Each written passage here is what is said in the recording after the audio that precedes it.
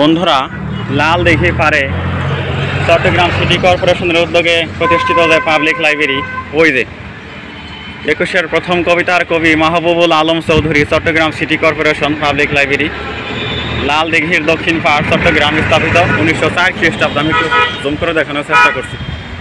ওই যে গেটটা দেখতে পাচ্ছেন, একেবারে বিশাল ভবন। এই যে এই পাশ পর্যন্ত দেখতে পাচ্ছেন।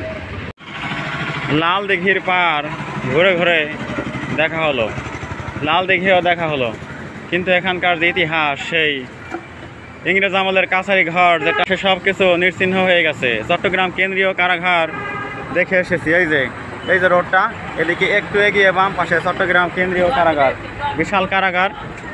আর সেই সময়কার যে আর একটা ভবন ছিল, লাল কুঠি, ইংরেজদের কাছারি ঘর, সেই লাল কুঠি কিন্তু খুঁজে পাওয়া গেল না।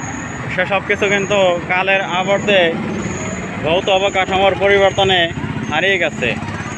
লাল দিঘির পারে লাল ঘর এবং লাল কুঠি, এই দুটো ভবনই কিন্তু এই যে লাল দিঘি, ওই যে মসজিদ দেখতে পাচ্ছেন দিঘির ওই পারে, এখানে ছিল, এক পাশে ছিল, কিন্তু সেই বিল্ডিংগুলো ভেঙে ফেলা হয়েছে। বন্ধুরা, দেখাতে পারলাম না, শুধু ইতিহাসটুকু রয়ে গেছে। আর এই যে মসজিদ দেখতে পাচ্ছেন, সুরম্য মসজিদ, এই মসজিদ কিন্তু এখানে ছিল না। এখানে চত্বর ছিল, ময়দান ছিল, দূর দূরান্ত থেকে চট্টগ্রামের দুটো অংশ ছিল, দুই অংশ থেকে মানুষ কিন্তু এখানে আসতো, একটু রেস্ট নিত।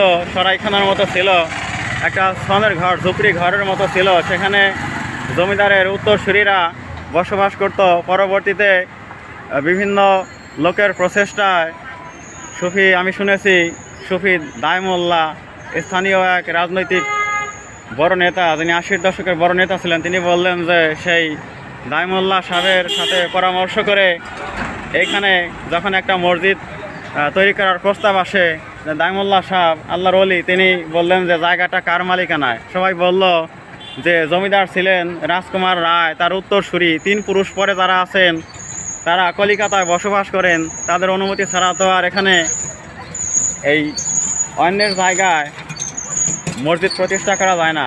মসজিদের জমি নিষ্কণ্টক বা মসজিদের নামে যদি রেজিস্ট্রি হয়, তবেই সেখানে মসজিদ প্রতিষ্ঠা করা সম্ভব। তখন দাইমুল্লাহ সাহেবের সেই পরামর্শ অনুযায়ী এখানকার যারা মসজিদ প্রতিষ্ঠায় আগ্রহী, তারা কিন্তু সেই কলিকাতা থেকে অনুমতিপত্র এনে মসজিদের নামে জমি রেজিস্ট্রি করিয়ে তারপরেই কিন্তু এই 3তলা সুন্দর গম্বুজ বিশিষ্ট মসজিদ প্রতিষ্ঠা করা হয়। বন্ধুরা, আমি দূর থেকে মসজিদটা দেখাচ্ছি। ওই যে ভবন, অনেক সাইনবোর্ডে ঢেকে গেছে, ভালো করে দেখা যায় না।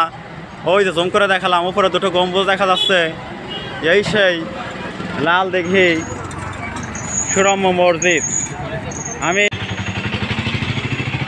এই তো বন্ধুরা, সেই বিখ্যাত মসজিদটি আপনারা দেখতে পাচ্ছেন, কত সুন্দর। লাল দিঘির পারে, এই সুনীল পানির দিঘির পারে এই সুন্দর মসজিদে 2 রাকাত নামাজ পড়ে যাবেন, মনটাকে প্রশান্ত করে যাবেন, সেই কামনা রেখে ক্লোজ করছি।